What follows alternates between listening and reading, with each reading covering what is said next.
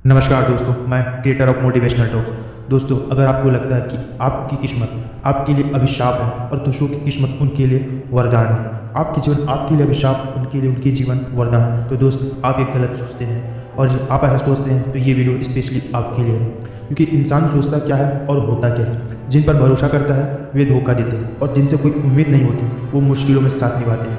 जिन घटनाओं को दुर्भाग्य समझते हैं वो अचानक ही सौभाग्य में बदल जाते हैं, और सौभाग्य दुर्भाग्य में बदल जाते हैं। ऐसे उदाहरण हम सबके जीवन में कई बार आते हैं, और जब हम पीछे पलट कर देखते हैं तो समझ में नहीं आता उन घटनाओं को वरदान कहे या अभिशाप। दोस्तों, एक सच्ची घटना है। विश्व के महान वक्ता डेल कार्नेगी फुटबॉल के खिलाड़ी बनना चाहते थे। उनकी कम ऊंचाई की वजह से उन्हें अच्छे मौके नहीं मिले और उन्हें फुटबॉल के बारे में सोचना छोड़ दिया। वे हमेशा भगवान के सामने अपनी ऊंचाई को लेकर शिकायत करते थे। वे ऊंचाई को अभिशाप मानते थे क्योंकि उन्हें फुटबॉल खेलना छोड़ना पड़ा। लेकिन बाद में उनकी ख्याति विश्व के सर्वाधिक लोकप्रिय वक्ता और लेखक के रूप में फैली। अब उनके लिए फुटबॉल ना खेल पाने को वरदान माने या अभिशाप। दोस्तों, इसी तरह एक कहानी भी है कि एक राजा अपने मंत्री के साथ शिकार खेलने पहुंचे। अचानक किसी नुकीली झाड़ी से उनकी उंगली कट गई। उनके मंत्री ने उनसे कहा, महाराज, जरूर इसमें भगवान की कोई मर्जी होगी। मंत्री की बात पर राजा नाराज हो गया और उन्होंने अंगरक्षकों से कहा, मंत्री को कारागार में डाल दो। यदि इस उंगली कटने में कोई खास बात हुई तो मंत्री को उसके वजन के बराबर सोने से तौलकर मुक्त कर देना, और यदि कोई खास बात नहीं हुई तो कारागार में ही सड़ने देना। अगले दिन महाराज शिकार खेलते हुए रास्ता भटक गए और एक कबीले में पहुंच गए। कबीले में बलि चढ़ाने की तैयारी चल रही थी। कबीले वाले नए आदमी को देखकर खुश हो गए और उन्होंने राजा की बलि चढ़ाने का निर्णय ले लिया।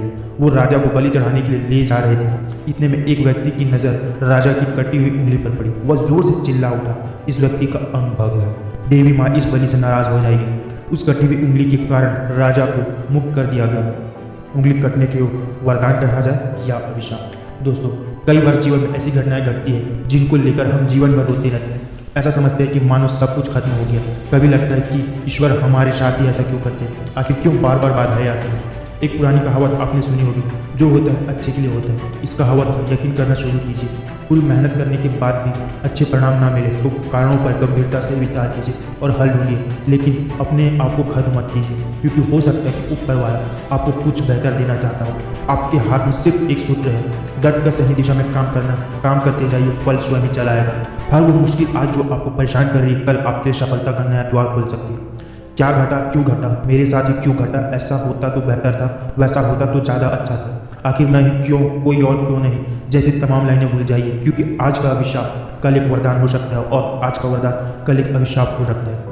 दोस्तों, इसी तरह एक और कहानी है। जब दाऊद इब्राहिम मुंबई में था तो उसके दूर दराज के रिश्तेदार भी अपने आप को दाऊद का करीबी बताकर सीना ठोकते थे। दाऊद का होना उनके लिए एक वरदान था, क्योंकि सारी मुंबई में दाऊद का खौफ था, और इस खौफ की वजह से उनके कोई काम नहीं रुकते थे। मुंबई बम विस्फोट के बाद दाऊद की सारी संपत्ति पुलिस ने सील कर दी। सारे रिश्तेदारों को दबोच कर जेल में बंद कर दिया। दाऊद से रिश्तेदारी और परिचय होना उनके लिए अब एक अभिशाप हो चुका था।